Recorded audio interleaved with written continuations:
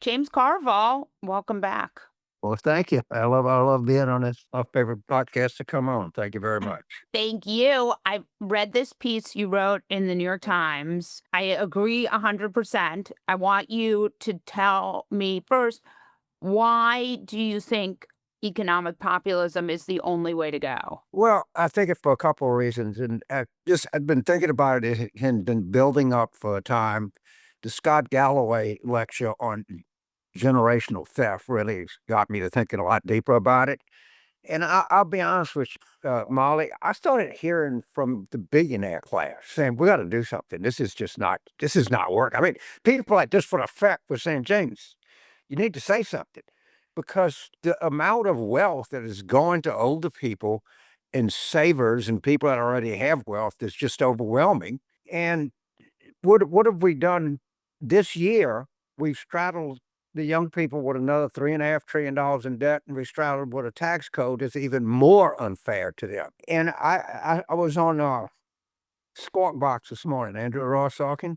And somebody needs to do an intervention on capitalism because if it goes the way it's going up in flames because it's just not producing results for a whole lot of people. And the only way you can do that is you got to intervene and say, wait a minute, fellas, let's try to make this a little bit more equitable, if you will. I'm sure they loved that on Squawk Box. Well, he said something like, well, some people will leave. I said, well, you know what? If you're a billionaire and you can't pay 40%, get your ass out the country. We don't need you. If you come in this country and the people went up Sugarloaf Hill and charged the stone wall and British did all the stuff they did, and we paid 39.5% in the 90s, most prosperous decade we've had, since the war, at least, maybe even longer than that. And I'm sorry if it hurts your feelings, think all you've gotten from this country and how every carried interest is just immoral. It's like I'm a cradle Catholic. It's so immoral. It's a sin, and we gotta adjust You're this. We talking about gotta the taxation on carried interest, which is much lower than right. income It's tax. it's not worth explaining, but to billionaires who do hedge funds, if they lose their money, They're if not they gonna make be money, happy. they only pay a lower rate than you do if you put 20% a as savings opposed to bond. Yeah. 50%. You're hearing from billionaires that they're saying it's not fair. Yes, and the first people that called me, and you should look them up, patriotic millionaires, Oh, I know those and guys. yeah, Yeah. and they called, and then, I don't have the main names, but when I was in New York, 2 billionaires, and both of them you would probably know, but I'm not gonna mention names because I didn't ask them, who are both billionaires and said, "This is not gonna work much longer." And I hear that constantly. Is the inequality in the amount of money that is going to, say, to net savers at the cost of net borrowers is ridiculous, and the young people can't buy a house. They don't think they can afford an education, and all of this is happening in 4% unemployment. Do you want me to tell you what this is gonna look like in 7% unemployment? No. Okay? This country, since 2009, we've had asset appreciation, the likes of which you could not imagine. Do you take S&P growth and then take hourly wage growth from 2010 to now and see what that line looks like? And somebody has to do an intervention. It just can't continue like this. The Democratic brand is also bad. Not as bad as the Trump brand, but bad. Do you think that's part of this? Look, I don't care about the party brand. We've been elections like we just won earlier this month. Mhm. The brand can be in the sewer, okay? Right. The problem is, I think the fact that we won, and I like these images of Senator Kelly and Slotkin and Gallego and them, this whole thing showing that, hey, we can be macho, we can stand up too. Think that's gonna help. And I'm just so excited about this presidential contest coming up in 2028. And when people see the talent we have, it's gonna be fine. I tell you right now, I would much rather be a Democrat than a Republican. Much, much rather. But there still really are internal fractions. And I'd love you to talk about, because I think your idea of economic populism is really important. And it's the only way, I think, for Democrats to really move forward. It's both a moral precedent and it's also politically smart. Yeah, but there's not a wing of the Democratic Party, and as I pointed out, for whatever reason, I don't ever view myself as that, but people think I'm a centrist. I always tell people I'm no such thing. I'm a liberal. Okay, I believe in a progressive tax code. I believe in inclusion and opportunity and whatever. But that's going to be determined by the primaries.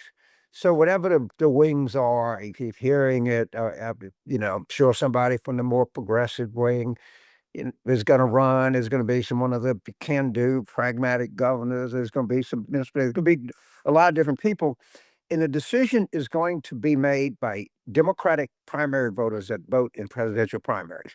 And I'm going to say this without fear of hesitation, equivocation, or reservation. Southern blacks picked the Democratic nominee. Okay. It's not picked in Queens. It's not picked in Bel Air. It's not picked in Marin County. It's picked by Southern blacks. And that is the way it should be, because time and time again, we didn't win New Hampshire in 92. Obama lost. Biden lost. What happened? As soon as it came south, the hammer dropped. And I think that's going to be the case this time. And I got news. The Democratic Party in its modern history has never nominated the most, quote, liberal, whatever that means, unquote, candidate. South Carolina is actually the third or the fourth, the third It don't matter. state The for other one, primaries. right. That's the one that people look at. That's where they go campaign. Again, yes, we got New Hampshire. I don't know what Iowa does now. Nevada has something. Who remembers who won the Nevada caucuses?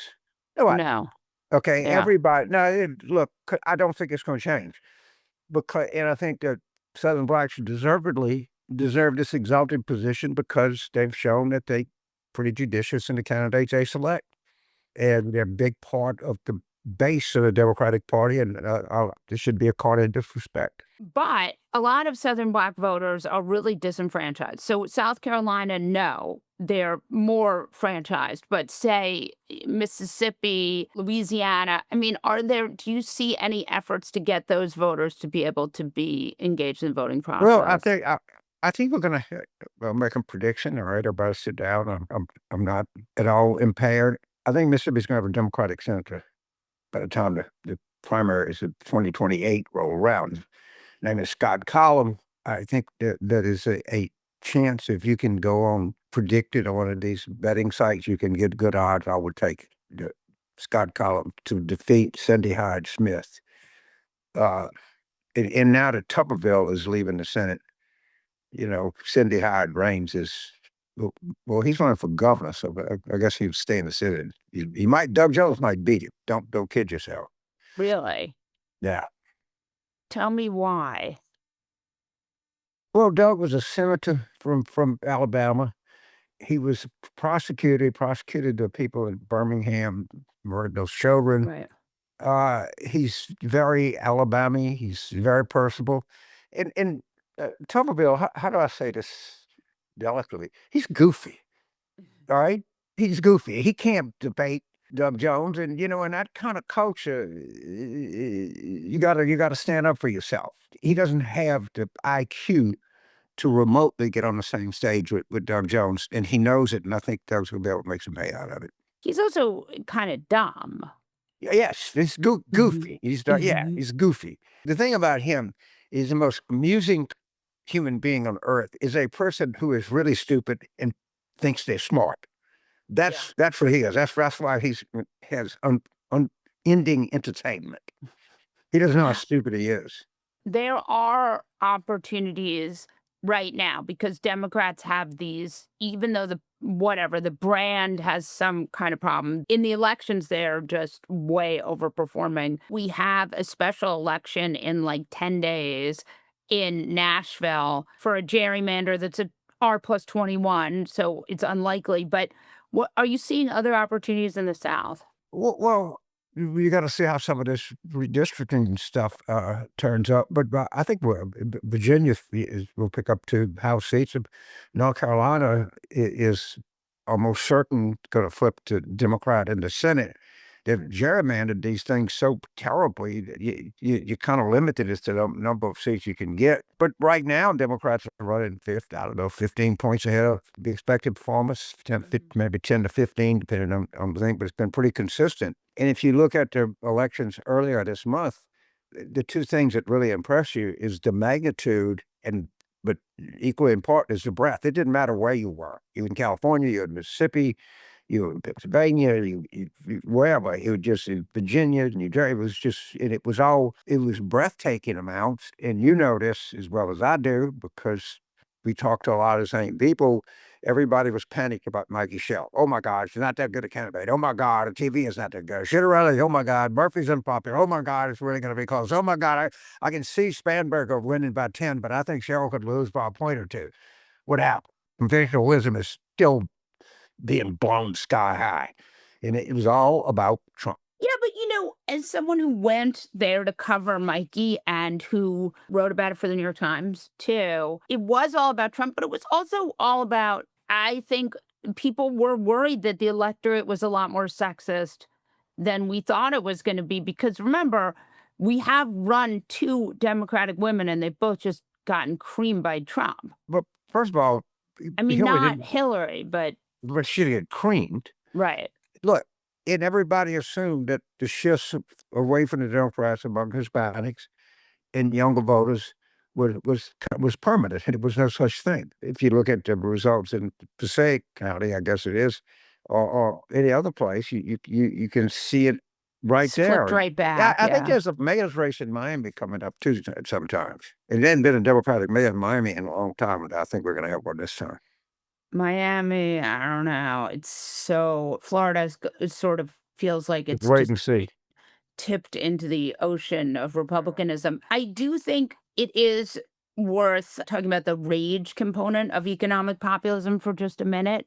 Okay. So, what you write about is that the electorate is just super angry on the left and the right. I think it's really true. Is economic populism the only way to catch that electorate, or are there other? Well, I think whatever we call it, economic populism.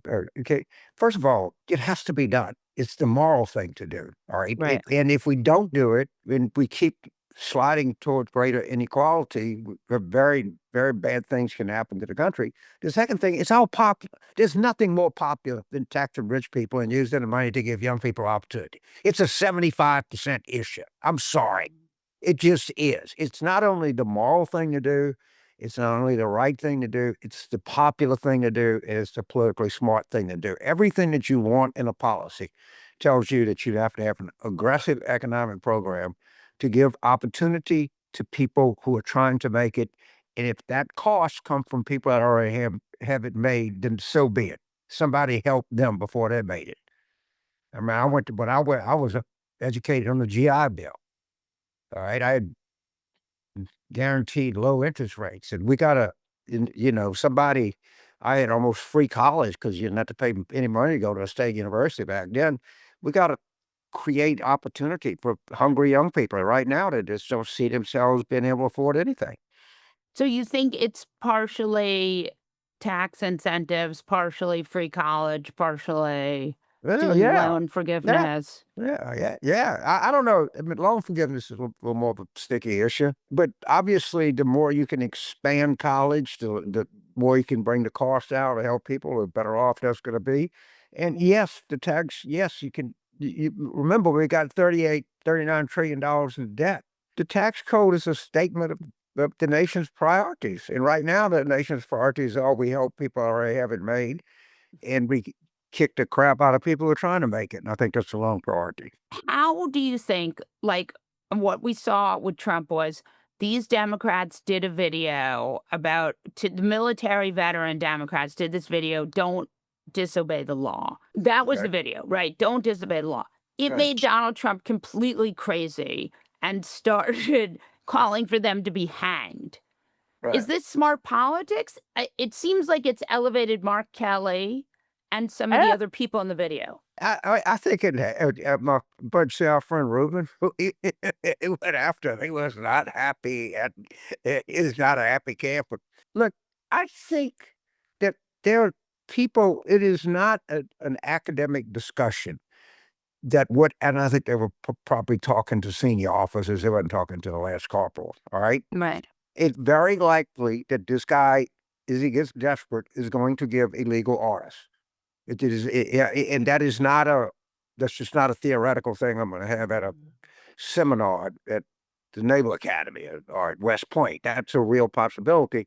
That is something that people, you know this, that people discuss. What do you do if this crazy son of a bitch tells you to go, look at what they do? So I think there was a real purpose behind what they said, and they wanted to be very clear. If you're thinking about doing something crazy, watch out because people don't have to follow you on. And I think it's clear. And I think what they said, which is in the Uniform Code of Military Justice anyway, that you're not supposed to follow any legal order.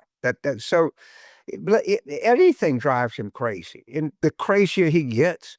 Now, he's talking about, well, affordability. He's discovered that word, and of course he's not doing anything about it, and he just keeps getting distracted, and it doesn't take much to distract him. I think you're right. And I think it is reasonable to assume that Donald Trump will do stuff like that. But I just want you for one more minute to All right. talk about this idea. Is it smart politics? Because it certainly has, like, I think about Newsom. Like, Newsom got those 5 seats for Democrats. It was needed, but it also, fighting with Trump did, in fact, elevate him. I think the circumstances certainly have elevated Governor Newsom. I think Senator Kelly was obviously elevated by this. I think Governor Pritzker has been somewhat elevated by this, but there's a long way to go between now and the time people run for president. If I had to guess, I don't, in 2028, I think the American people already are sick of Trump. They're going to really be sick of Trump, and they're really going to be sick of talking about Trump. And I think the candidate that says, I'm going to focus on the voters in the future and less on Trump, I think will do better. Right now, everybody wants Trump to attack him because it enhances their position in the party. And I think Governor Newsom done a good job. Obviously, Senator Kelly, was up to this mission, to say the least. Right.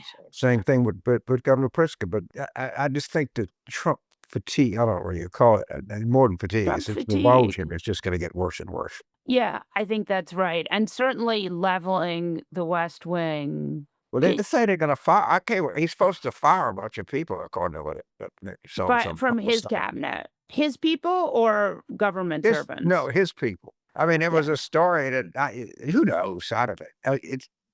All they're gonna do is replace somebody who's really awful with someone who's even more awful. Yeah. James Carville, I hope you'll come back.